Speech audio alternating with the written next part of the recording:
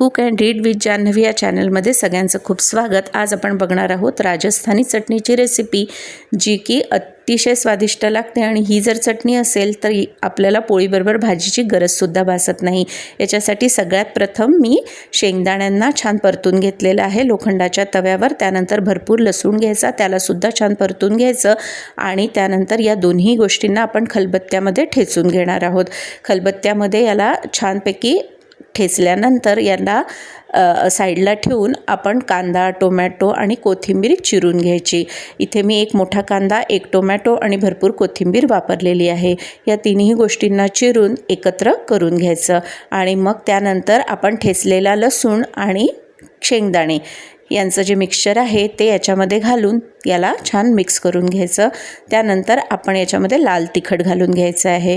इथे मी जे रेग्युलर तिखट वापरते तेच वापरलेलं आहे। तुम्हाला जर कमी तिखट आवडत असेल तर तुम्ही काश्मीरी लाल तिखटाचा वापर करू शकता, त्याने रंगही छान येईल आणि तिखटपणा खूप लागणार नाही। आणि सगळ्यात शेवटी याच्यावर आपण गरम तेल घालून याला छान मिक्स करून घेतलं आणि अशी आपली एकदम स्वादिष्ट राजस्थानी चटणी झाली तयार। अशाच नवनवीन रेसिपींसाठी आणि इतरही कंटेंटसाठी माझ्या चॅनलला शेअर, लाईक आणि सबस्क्राईब करायला विसरू नका।